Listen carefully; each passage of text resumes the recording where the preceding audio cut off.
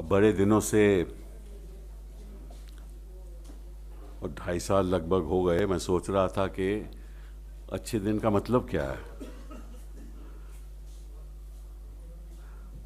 अब हिंदुस्तान के नवरत्नों में भाजपा के लोग नॉमिनेट हो गए तो अच्छे दिन तो आ गए। चाहे नैल्को हो, EIL हो, HPCL हो, ECGC हो, और सेबी ने ये कहा था कि इन नवरत्नों में इंडिपेंडेंट डायरेक्टर्स की नियुक्ति होनी चाहिए। और अपने राजनीतिक लोगों को इन नवरत्नों में डाल के इसका नतीजा आप ही को मालूम है क्या होगा। जो भाजपा के इंडिपेंडेंट डायरेक्टर कहेंगे वही PSU करेंगे। ये पारदर्शिता की बात करते थे, एक अलग किस्म का शासन लाएंगे, और ये बात करते हैं कि हमारे असूल नहीं है कोई। अब हम इनसे पूछना चाहते हैं किस असूल के आधार पे आपने अरुणाचल की सरकार गिराई थी,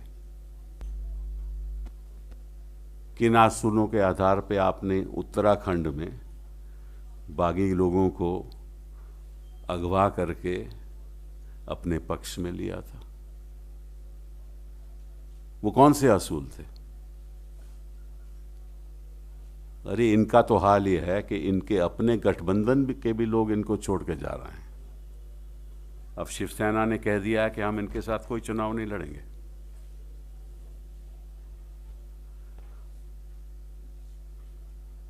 और इनसे ये पूछा जाए कि आपका जो अकाली के साथ गठबंधन है वो किस असूल के आधार पे है।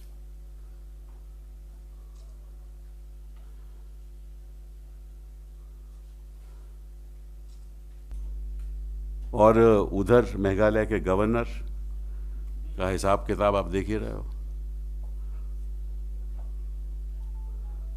एंटरटेनमेंट प्लस, शर्म की बात है कि हमारे प्रधानमंत्री जी असूलों की बात करते हैं और अब तक उन्होंने गवर्नर को बर्खास्त नहीं किया।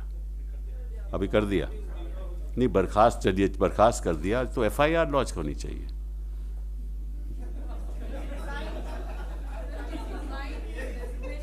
होना चाहिए ना, FIR तो लॉन्च होना चाहिए। हमने डिमांड भी किया है। मैं सोचा बिल्कुल, अरे कोई शिकायत करेगा ही नहीं। इनके खिलाफ कौन शिकायत करेगा? जो शिकायत करते हैं, नहीं, हमने मांग की है कि FIR लॉन्च होना चाहिए। पार्टी ने मांग की है। हाँ, वो तो कंप्लेंट तो गई है। तो कहने का मतलब ये है कि अच्छा, और दूसरी बात यह है कि अब ये डिमोनेटाइजेशन को भूल गए। डिमोनेटाइजेशन की तो बात ही नहीं करते। अब करें कैसे? जहां डिमोनेटाइजेशन की बात करते हैं इनके विधायक, उनका नतीजा क्या होता है आपको मालूम है? उत्तर प्रदेश में क्या हुआ? उत्तराखंड में तो गोलियां चल गई। यशपाल आर्या जी के यहां पे गोलियां चल गई, और मौर्य साहब इलाहाबाद जाने को रहे, डर रहे हैं कि इलाहाबाद जाएंगे कैसे। तो from demoralisation of the currency to demoralisation of the cadres, ये हो रहा है। और मैं आपको आज कहने वाला हूं कि इनका सफाया होने वाला है। पंजाब में इनका कोई चांस नहीं है। अब तो ऐसा लगता है कि पंजाब के जो युवा लोग हैं, कोई ड्रग प्रॉब्लम है ही नहीं। इनके भाषण सुनो तो ऐसा लगता है तो कोई ड्रग प्रॉब्लम है ही नहीं। ये भी एक दिखावा है विपक्ष का। जैसे युवा बड़े खुश हैं। मोदी जी ये समझ नहीं रहे कि कितना आक्रोश है जनता में। आक्रोश इसलिए है कि जो युवा हैं हमारे देश के, वो बेरोजगार हो गए, उनको नौकरियां नहीं मिल रही। चाहे जल्लीकट्टू हो, चाहे पंजाब की समस्या हो, साफ जाहिर है कि जनता में खूब आक्रोश है। और जितने मर्जी ये स्पॉन्सर कर लें कि जब सवाल पूछे जाएं तो ये कहें हम तो बड़े खुश हैं, और उसको टीवी पे दिखाया जाए, जितनी मर्जी ऐसे टीवी पे दिखाएंगे, असलियत कुछ और है। क्योंकि ये तो हवाई जहाज में घूमते हैं, इनको जमीन से कुछ लेना देना नहीं है।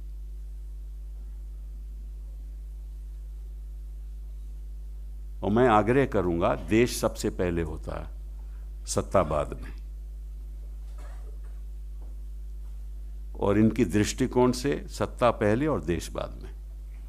अभी इनको ये सोचना चाहिए कि देश की आर्थिक स्थिति में सुधार कैसे लाया जाए। ये सबसे अहम मुद्दा है इस देश का। और इनको आज ऐसा लग रहा है कि कोई इनके पास सुझाव ही नहीं है जिस आर्थिक स्थिति पे हम पहुंचे हैं। अब ये पीछे इन्होंने कह दिया कि हम इस देश में कैशलेस सोसाइटी लाएंगे, तो मैंने अपने जो पुराना मेरा मंत्रालय था टेलीकॉम सेक्टर, वहाँ पता किया कि जो फाइबर ऑप्टिक नेटवर्क हम लगाने जा रहे हैं कितनी हद तक आगे बढ़ा है। क्योंकि लगभग हमने 2.5 लाख ग्राम पंचायतों में फाइबर ऑप्टिक नेटवर्क का फाउंडेशन ले करना था। तो हमें बताया गया कि उसका जो एक्सटेंशन दी गई है 2019 तक, वो 20 तक ले होगा। तो कैशलेस का, अगर वाईफाई नहीं होगा, नेटवर्क ही नहीं होगा, तो कैशलेस कहाँ से लाओगे? जब तक कनेक्टिविटी नहीं होगी तो कैशलेस कहाँ से होगा? और जिनके पास कैश नहीं है वो तो वैसे ही कैशलेस है, तो उनके लिए कनेक्टिविटी की तो ज़रूरत नहीं। क्यों 68% हाउस होल्ड्स हैं इस देश में जिनकी आमदनी 10,000 से कम है, 68%। तो उनको तो कोई ज़रूरत ही नहीं है, ना उनके घर के नज़दीक बैंक है, ना कोई वाईफाई है। तो डिमोनेटाइजेशन की बात बंद हो गई, कैशलेस हो नहीं सकता, हर जगह पे मंदी है, रोजगार खत्म हो गया। और ये बात कर रहे हैं कि कांग्रेस पार्टी गैस कनेक्शंस 12 का हमने वादा किया था लेकिन 9 दे पाई। ये भाषण हो रहे हैं, मतलब द भाषण्स आर फुल ऑफ गैस। अरे भैया, आज की स्थिति देश के सामने जो खड़ी, उसके बारे में आप क्या कर रहे हो? उसके बारे में सोचिए। ये भाषण दीजिए कि देश में रोजगार कैसे मिलेगा हमारे युवाओं को, बेटे बेटियों को कैसे रोजगार मिलेगा, ये सोचिए। और इसके बारे में देश में सुझाव दीजिए। आप प्रोडक्शन कैसे बढ़ाओगे, इसके बारे में सुझाव दीजिए। अगर डोनाल्ड ट्रंप ने अपना वादा पूरा कर दिया कि income tax rate United states में 15% होगा, तो यहां से कैपिटल चले जाएगा। इस देश में इन्वेस्टमेंट क्यों होती है? क्योंकि वहां के इंटरेस्ट रेट कम है, यहां के इंटरेस्ट रेट ज्यादा हैं। यहां रिटर्न ऑफ कैपिटल है, वहां उतना रिटर्न ऑफ कैपिटल नहीं है। अमेरिका का टैक्स रेट 40% है, यहां का 30% है, उसके ऊपर सरचार्ज। तो अगर 15% टैक्स रेट हो गया यूनाइटेड स्टेट्स ऑफ अमेरिका में, तो कैपिटल अगर यहां से चले जाएगा तो ये करेंगे क्या? ये मुद्दे हैं देश के सामने।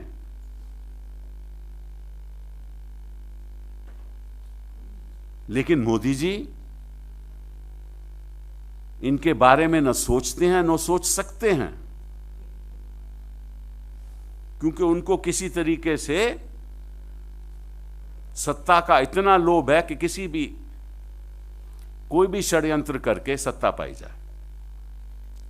अब गोवा में देखो क्या होने वाला है इनका। वेलिंगकर साहब ने अपनी नई पार्टी शुरू कर दी, महाराष्ट्र गोमांतक पार्टी, और गोवा सुरक्षा पार्टी जो उनका गठबंधन है, वो सुना है अलायंस होने जा रहा है उनका। तो गोवा में भी इनका खात्मा होने वाला है, क्योंकि महाराष्ट्र गोमांतक पार्टी का तो लगभग अलायंस टूट ही गया इनके साथ। तो यहां ये वहां अकेले पड़ गए। यहां आप देख रही हो पंजाब में जो इनका हालत है, और उत्तर प्रदेश में जो हमने पीछे अलायंस किया है, साफ जाहिर है कि कुछ भी हो, भाजपा तो कभी सत्ता में आ ही नहीं सकती।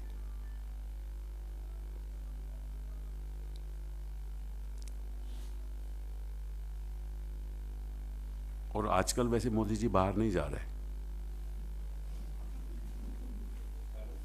हाँ, उनको लग रहा है कि सत्ता हाथ से निकल रही है, क्योंकि अगर ये 4-5 प्रदेश में हार गए ना, तो फिर इनका समझ लो जो होता है ना, गुब्बारा ऊपर जाता है, वो स्ट्रैटोस्फीयर में फट जाता है। तो मैं तो यही सुझाव दूंगा कि देखिए, आपने बड़े कोशिश कर लिए, बजट को एडवांस भी कर लिया, सब कुछ कर लिया, बड़ी कोशिश की कि किसी तरीके से डिमोनेटाइजेशन करके लोग हमारे पक्ष में आ जाएं, लेकिन ये तो सब फेल हो गए। अब देखो कौन सा भाषण देते हैं, कहाँ देते हैं, कौन सा शगुफा उड़ाते हैं, को पता चले कि इनके पक्ष में कोई हो जाए। तो इन्हीं शब्दों के साथ बहुत बहुत धन्यवाद।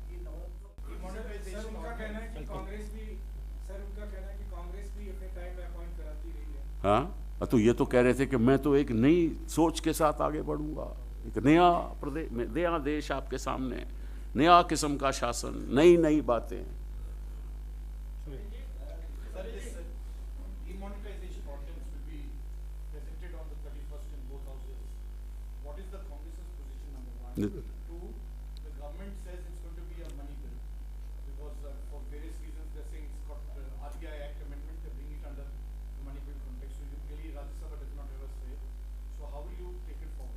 Well, we would like that this issue is, yes, it certainly is a money bill, but if this government believes in any element of accountability and transparency, they should allow it to be discussed in the Rajya Sabha and voted upon.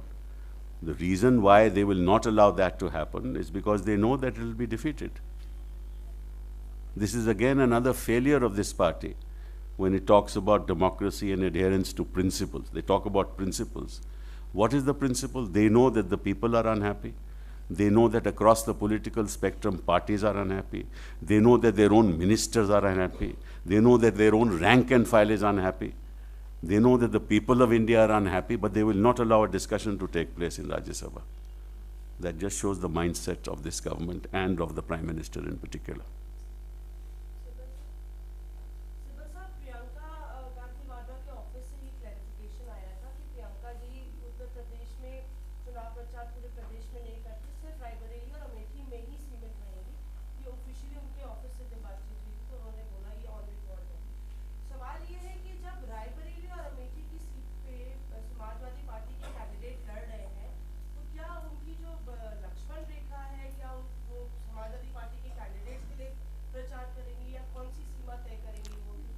देखिए, दो बातें। एक तो प्रियंका जी का नाम हमारे star campaigners में है, किस हद तक कहाँ वो अपना कैंपेन करेंगी ये तो आपको वक्त ही बताएगा। दूसरी बात है, यहाँ जहाँ तक रायबरेली और अमेठी का सवाल है, जो भी किसी ने अपने उम्मीदवार खड़े किए हैं, वहाँ भी आपको पता चल जाएगा आने वाले दिनों में कि किस तरह से हम उनका सामना करते हैं।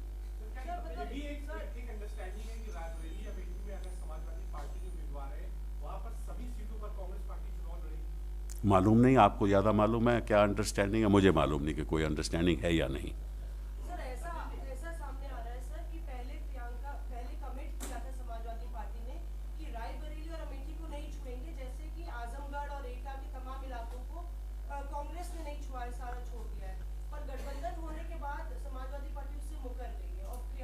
आपको इस बारे में इल्म ज़्यादा है, मुझे कम है। मैंने आपको बता दिया ना कि आपको जानकारी लगे।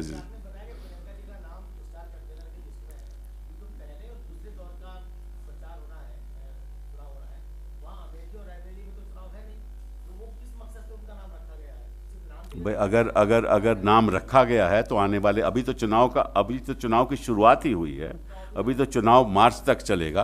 आप मालूम, देखिए ऐसा है,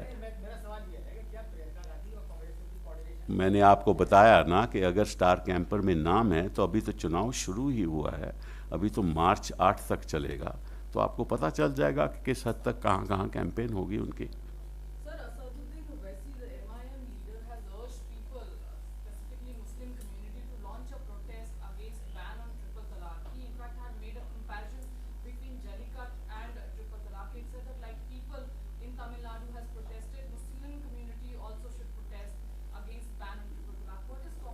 Why should I comment on what Mr. Owaisi says? That's his point of view. We have put it, the matter is pending in court.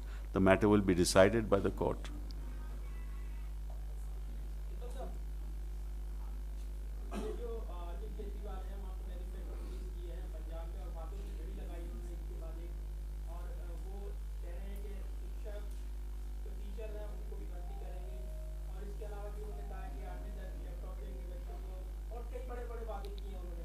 वो मैं तो देख, उनके वादे सुन लो। चुनाव के पहले जब दिल्ली में चुनाव होना था तो उन्होंने बड़े बड़े वादे किए। दिल्ली की हालत आप जानते ही हो। देखिए, जहाँ तक अरविंद केजरीवाल का सवाल है, he is a one step ahead of Modi. He is one step ahead of Modi. ठीक है, ये वो सपने बेचते थे, ये सपनों के सौदागर हैं। नहीं, दैट झूठ बोलना और लोगों में अफवाह फैलाना, गलत बयानी देना, लोगों को गुमराह करना, उसमें अव्वल है। पता नहीं इसका, अगर यही हिंदुस्तान के शासन में होना चाहिए, अगर ऐसी राजनीति होनी चाहिए तो वो अव्वल है। अगर इस देश में झूठ की राजनीति के आधार पर देश आगे बढ़े तो वो अव्वल है।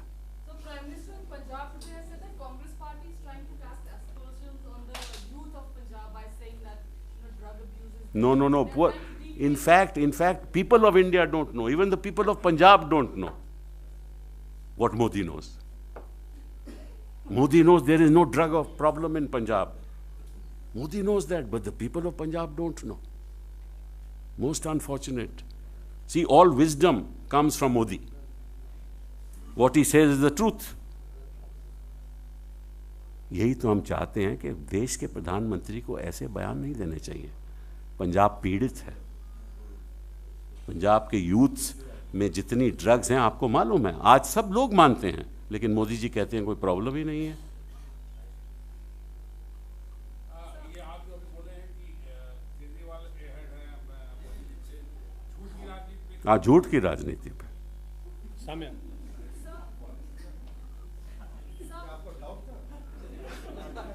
जी हाँ।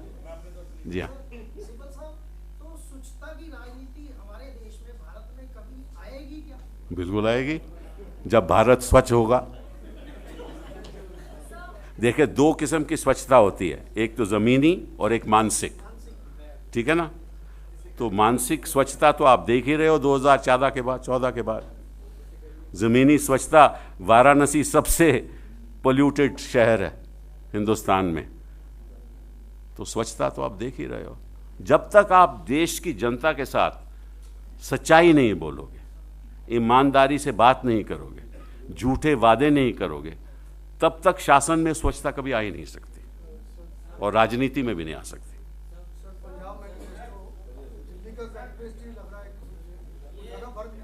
हाँ जी,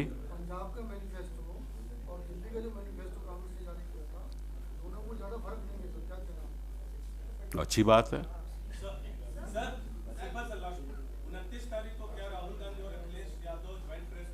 आपको पता चल जाएगा इसके बारे में।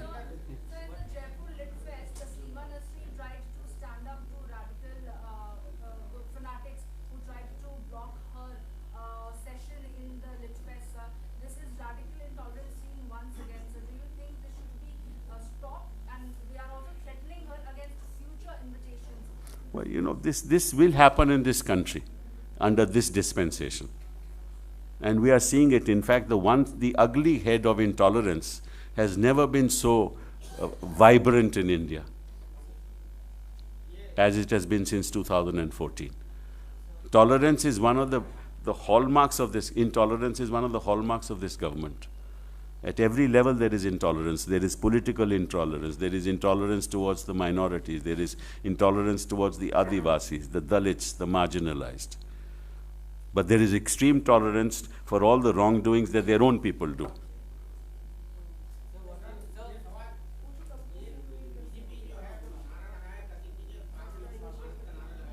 कांग्रेस की मुक्त भारत, हाँ,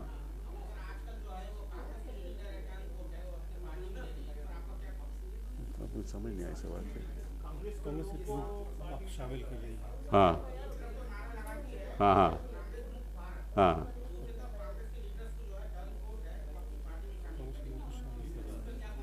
नहीं क्या कमेंट करें। देखिए ऐसा है, कांग्रेस मुक्त भारत में सोच है, एक सोच है, और वो सोच क्या है कि किसी तरीके से वो जो इंक्लूसिव आइडियोलॉजी है उसको ख़त्म किया जाए। ठीक है, वो डिवाइसिव एजेंडे से ही ख़त्म हो सकती है। तो ये भी एक डिवाइसिव एजेंडा का एक कदम है। किसी तरीके से कांग्रेस पार्टी के लोगों को तोड़ो, फिर उनको टिकट दो। उसका नतीजा आप देख रहे हो, उत्तर प्रदेश में ही नतीजा और उत्तराखंड में भी देख रहे हो।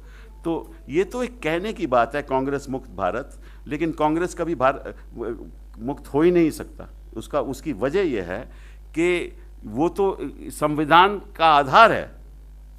जो कांग्रेस की आइडियोलॉजी है वो संविधान की बुनियाद है। इंक्लूसिव इंडिया, सेक्युलर इंडिया, ये संविधान की बुनियाद है। उसको आप कैसे खत्म कर सकते हो? कांग्रेस मुक्त भारत मतलब एक डिवाइसिव भारत। कांग्रेस मुक्त Bharat means a non secular Bharat. Congress मुक्त Bharat means an intolerant Bharat. Congress मुक्त Bharat means a BJP Bharat where nobody else has any relevance. वो कभी हो ही नहीं सकता।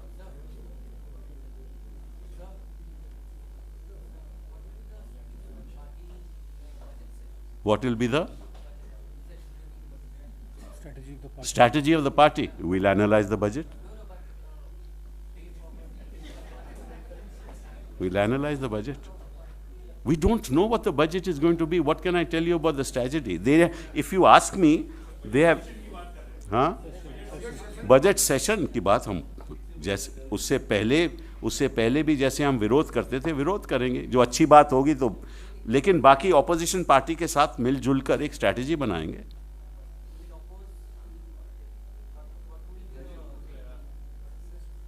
Sir, whatever the recommendations in the budget are, we'll analyze them and then take them. What else can we do? Thank you.